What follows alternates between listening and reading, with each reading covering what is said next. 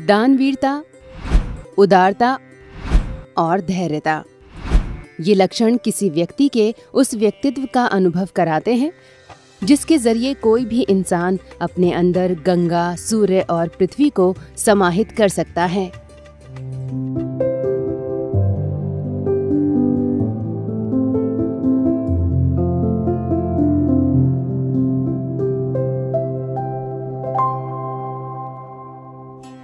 दोस्तों, सद्गुरु स्वामी कृष्णानंद जी महाराज अपनी किताब गुरु ही मुक्तिदाता में गुरु से प्राप्त कुछ लक्षणों के बारे में बताते हुए कहते हैं कि जब कोई इंसान अपने गुरु से दानवीरता, धैर्यता और उदारता का सच्चा गुण समझ ले तो वो पृथ्वी और सूर्य के समान तेजवान बन जाता है।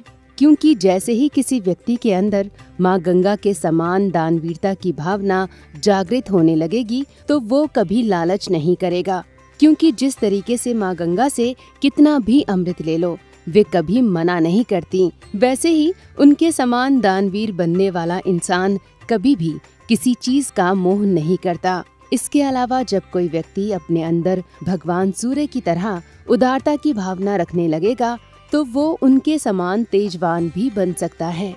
और जब कोई इंसान पृथ्वी के समान धैर्यवान बनने का गुण रख ले तो उसके अंदर ठीक वैसी ही साधुता आ जाएगी जैसे पृथ्वी हर कार्य को धैर्यता से सहन करती है।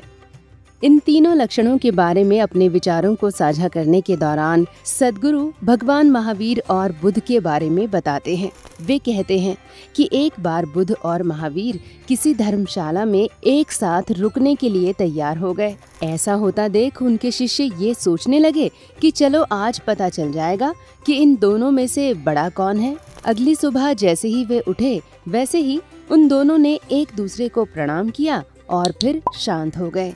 इस पूरे दृष्टांत को देख दोनों के शिष्य हैरान थे।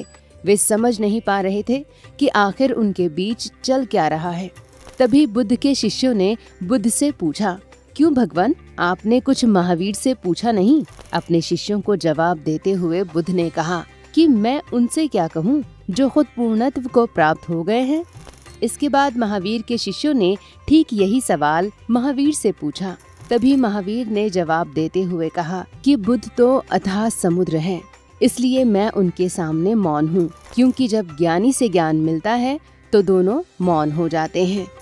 दोस्तों, भगवान बुद्ध और महावीर के इन प्रसंगों को समझाते हुए सद्गुरु कहते हैं कि जब अज्ञानी से अज्ञानी मिलता है तो बातें होती हैं, गधे से गधा मिलता है तो लातें चलती हैं, लेकिन जब ज्ञानी से अज्ञानी मिलता है तो ज्ञानी को सुनना पड़ता है, क्योंकि उनके अंदर जो कूड़ा कचरा भरा है उसे ज्ञानी को मजबूरन ढोना पड़ता है।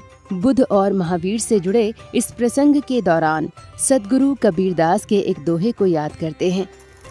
सतगुरु हम सुरीझी करी एक कहिया प्रसंग, बरसैया बादल प्रेम का भिजी गया सब अंग। अर्थात जब सद्गुरु प्रसन्न होकर अपने प्रेम रूपी बादल की बारिश कराता है तो उसमें सब नहाकर ठीक वैसे ही पवित्र हो जाते हैं जैसे बारिश के पानी से खेतों में नई फसल लहलहाने लगती है। दोस्तों, सद्गुरु स्वामी कृष्णानंद जी महाराज कबीरदास के इस दोहे को समझाते हुए अपनी किताब गुरु ही मुक्तिदाता में लिखते हैं कि गुरु अपने शिष्यों के मन में साधना का एक ऐसा बीज रोपता है जिस पर उसकी नज़र तब तक बनी रहती है जब तक वो बड़ा होकर फसल का रूप न ले ले। सद्गुरु अपनी बातों को बताते हुए कहते हैं कि कबीर पंथी लोग मुझे कबीर मानने से इनकार करते हैं तो वैष्णव पंथी समाज वैष्णव पंथी मानने से, कभी मुसलमान मुझे मुसलमान नहीं मानते थे तो कभी हिंदुओं ने मेरे लिए ये भ्रम फैला दिया था कि ये केवल दिखावटी हिंदू बनता है, अंदर से अल्लाह अल्लाह करता है। समाज की ये बातें कुछ समझ नहीं आ रही थी।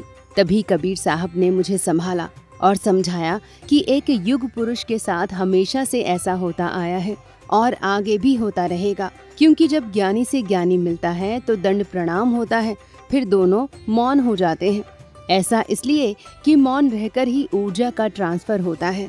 ऊर्जा हस्तांतरण के दौरान ही सद्गुरु अपने शिष्यों में दानवीरता, धैर्यता और उदारता जैसे लक्षणों को भरते हैं। वैसे ही तुम भी अपने शिष्यों में इन लक्षणों की भावना को भरो और समाज की बातों को नजरअंदाज करो। तो दोस्तों, ये भगवान महावीर और बुद्ध के बीच श्रेष्ठता और दानवीरता, धैर्यता, उदारता को लेकर सद्गुरु के कुछ विचार हैं। आप क्या सोचते हैं इनके बारे में? कमेंट बॉक्स में जरूर बताइएगा और वीडियो को शेयर करने के साथ ही चैनल को सब्सक्राइब करना ना भूलें। धन्यवाद।